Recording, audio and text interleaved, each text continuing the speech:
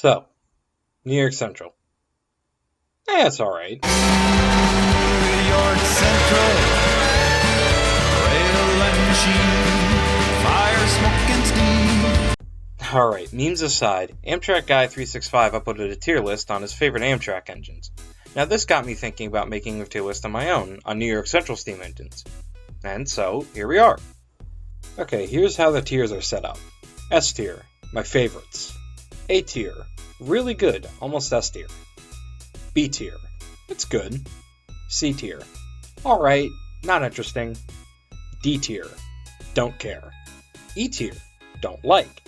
F tier, cursed. Now, before we start, I gotta make something clear. This is just my opinion. If you disagree with me, that's fine. Just please respect my opinion and I'll respect yours. I just want to share my thoughts on these engines. Also, this list doesn't include every New York Central engine, but I did put a good amount of them in here. One last thing, this video is unscripted, so apologies if I stutter. With that all the way, let's get to it.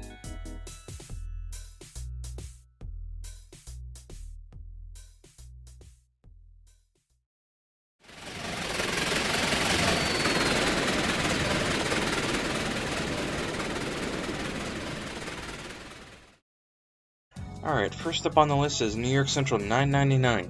Now, I'm not the biggest fan of 440s. I mean, I do like them, but I'm not really super into them.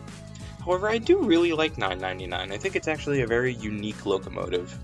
Also, the 999 was kind of a showpiece for the New York Central. It made many tours across the system, going to big events and whatnot. The best part is, it's preserved, unlike most New York Central steam. Rest in peace to HUDSONS. So I'm going to put this in B tier. Like I said, I'm not too into American types, but this is definitely one of my favorites. Next up we have the 060s. I'm not the biggest fan of switching engines, so I don't really care about the 060s. I don't hate them, I definitely don't hate them, but I just don't really care for them. I will mention number 6721, however, as that is one of the only few remaining New York Central engines that has survived into preservation. Other than that, though, as I said, I don't really care for them, so they're going to go in D tier. Next up on the list are the 080s. Now, I actually prefer these over the 060s, and that's because I have a soft spot for the old Trains model. You know the one I'm talking about. I especially like the USRA ones because they just look like big and beefy engines, which they were. Also, shoutouts to the Indiana Harbor Belt ones, those things are really nice, and for Christ's sake, they had boosters on them. The 080s are going to sit comfortably in C tier. Alright, now we move to the 10-wheelers. I really like the 10-wheelers. I think they're very simple yet effective locomotives, and they just scream branch line service, which these things did very well. You have the more well-known F12 class on the Putnam and Harlan divisions, but then you have things like the more unknown former Ulster and Delaware 10-wheelers on the Catskill Mountain branch, which are my personal favorite. Overall, I really enjoyed the 10-wheelers. A tier. Coming up next, we have the 280s, the Connies.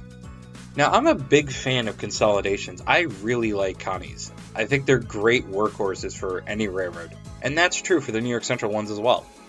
Now, like a lot of early New York Central steam, there's a lot of different variations, so I'm just going to name off my favorites, which are the G6 class, the ones that were found on the Boston and Albany and the Michigan Central. They're just so fat boilered. I really like them, so they're going to be going in B tier. Good, solid locomotives. Alright, next up are the K3 Pacifics. Now, the Pacific class is actually interesting because there's a lot of different versions of the Pacifics out there. So I just decided to tier the three most well-known ones, and we're starting with the K3s. I think the K3s are good, solid engines. It's just, I don't really have a lot else to say about them. They just kind of existed. They operated all over the system, but I know them most from operating along the Hudson River on both sides. Like I said before, I don't really have much else to say about them. That's not to say they're bad though, they're certainly good Pacifics. So I'm going to put them in B tier. Moving on, we have the K11 Pacifics. I really like these Pacifics, and it's because they were intended to be dual service. Yes, you could see these pulling freight trains. Now, it wasn't as common as pulling passenger, but it did happen quite a few times. They were mostly seen on the Harlem and West Shore divisions, but you could also see them up in the Adirondack division. You didn't really see them outside of New York. Like I said, I really like the K11s. I think they're great underdog locomotives. I think they belong in A tier.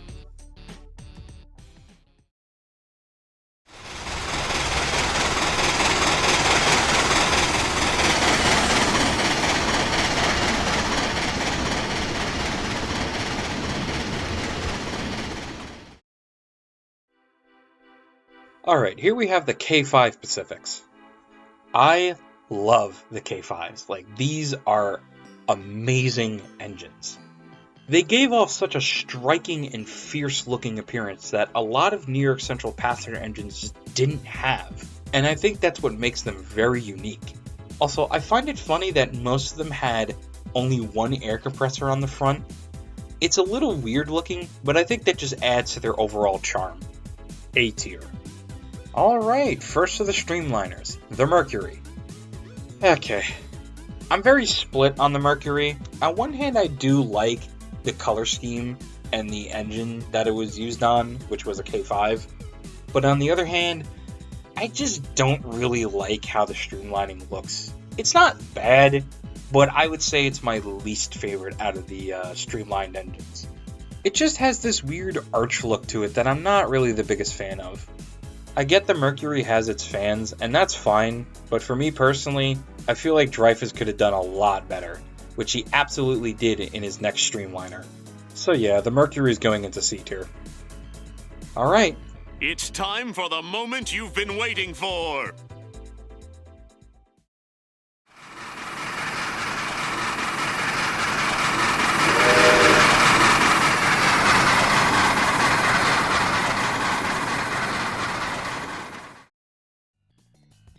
The Hudson. Yeah, this one's pretty obvious, but I'm still going to talk about it anyway.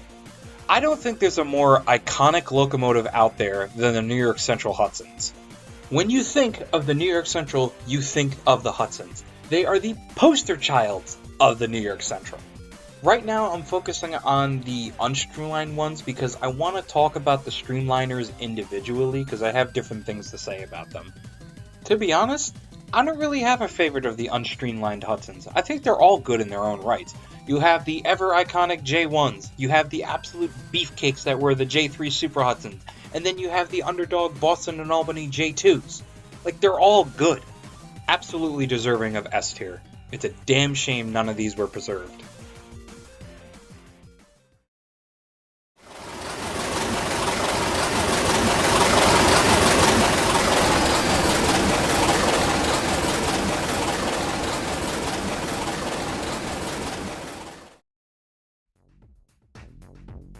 Alright, here we have another streamliner, the 20th Century Limited. A tier. Yeah, not S tier, A tier. We are pissing people off today. So why is the 20th Century not an S tier? Well, I think it's because of the coloring. It's just a flat gray, minus the part on the tender, but other than that, it's just gray. Despite the coloring, I still really like the look of the streamlining. It's so iconic looking with that nice Spartan helmet-esque front. Also the Scullens, they just look so awesome. So not quite S tier, but I still love the 20th Century Limited overall, despite the coloring. So I think A tier is a good spot for it.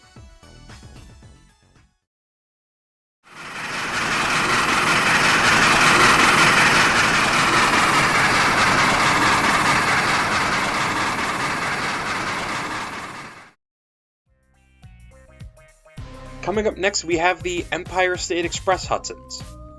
Out of all the engines going into S tier, I can confidently say the Empire State Express Hudsons are my favorites. The streamlining looks so nice, and the colors contrast each other perfectly in my opinion. It just looks beautiful. Also, the streamlined Empire has a bit of a tragic history. See, the streamlining was inaugurated on December 7th, 1941. It was completely overshadowed by the attack on Pearl Harbor by the Japanese. It's completely understandable why all eyes were diverted onto an attack of our country rather than a special train. Despite that though, the Empire went on to be a very successful streamliner. However, I feel like it never reached the level of fame that the 20th century did. It always seemed to live in the shadow of the Dreyfuss Hudsons, which is a shame. Now, I said before the Empire Hudsons are my favorite New York Central engines. There is a very close runner-up that we'll talk about later. But for now, Empire Hudsons are going into S tier. Alright, here we have the Commodore Vanderbilt, the first streamlined locomotive. Despite the jokes of it being an upside-down bathtub, I actually like the Commodore. I think for a first attempt, it's actually pretty good. It does look kinda similar to the Mercury, but I think it works better than the Mercury. The Mercury has this arch that just doesn't look appealing, while the Commodore is a lot more slanted and flat, which I think works better. The Commodore might be an upside-down bathtub, but it's a good-looking upside-down bathtub. B tier. Also, real quick, I just want to mention the Dreyfuss streamlined Commodore. I didn't really put it on the list because it's just the Dreyfuss Hudson, but a little more bland looking. It's not bad, it's just I don't think it's worthy of the list. Taking a break from the streamliners, here we have the Boston and Albany 466Ts. We're not going to be here for long because really, I don't really care about these things. They just kind of exist, and I mean, yeah, they look interesting, I just don't care, so D tier. Sorry, Boston and Albany fans, I just really don't care about them. Next up are the light MIKADOS. While definitely not bad locomotives, I just don't really find them interesting. They just look so generic. When I think of a typical steam locomotive, I think of a USRA light Mikado, which the H6s were. Now, there are also the H5 MIKADOS, but those are also fairly generic looking in my opinion. The light mics are gonna go in C tier. Good engines, just not super interesting.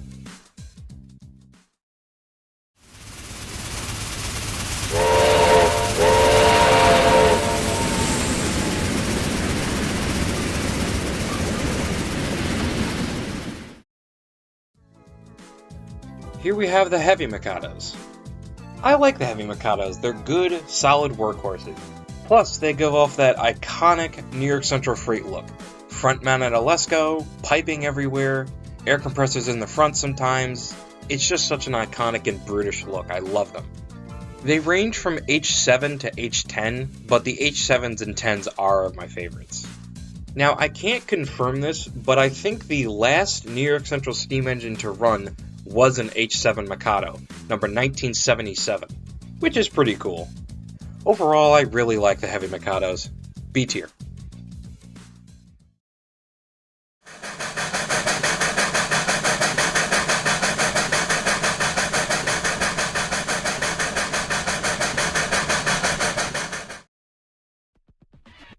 Moving on, we have the Boston and Albany Berkshires. Ah, the Berkshires. How I love you so much. So the A1s are actually rather interesting because they were the first Berkshire type built in the United States. They were built in 1926 by Lima Locomotive Works and designed to conquer the Berkshire Mountain Range in eastern Mass, which is where the nickname Berkshire originally came from. As for the locomotives themselves, I love these. It's because of their interesting history, they were the first Berkshires built, and the iconic New York Central freight look, I just feel complete to them. The A1s are going into A tier. Heh, fitting.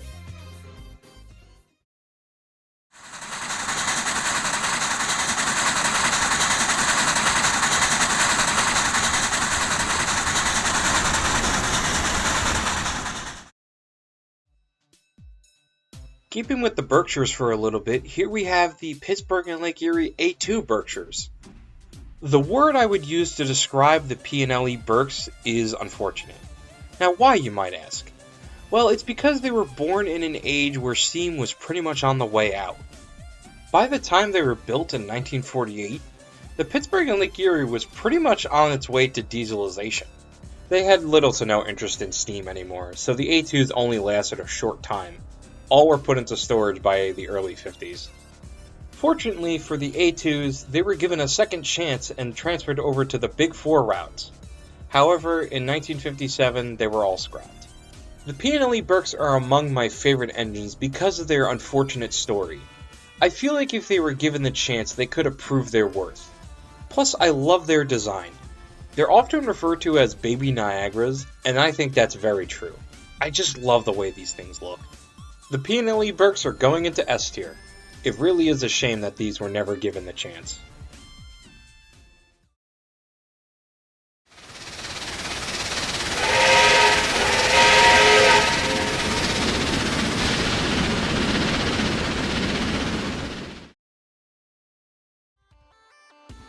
So when talking about the Empire HUDSONS earlier, I mentioned there was a close runner-up to them.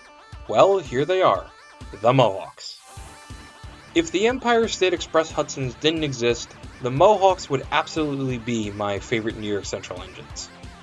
I'm lumping all of the MOHAWKS together because I pretty much feel the same about all of them, although if I had to choose a favorite, it would probably be the L2A.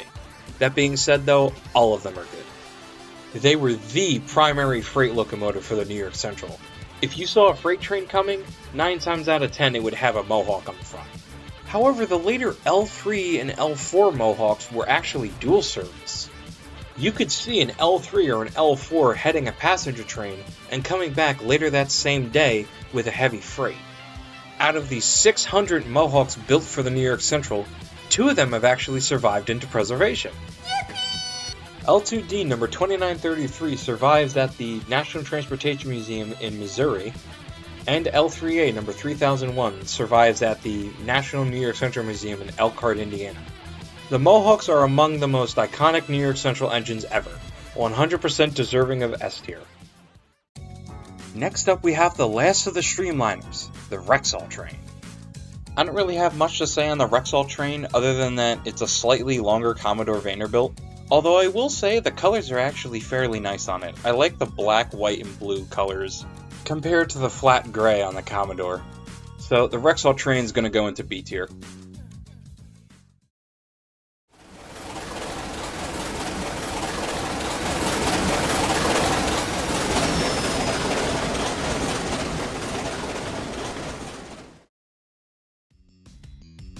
Last but not least, the Niagaras.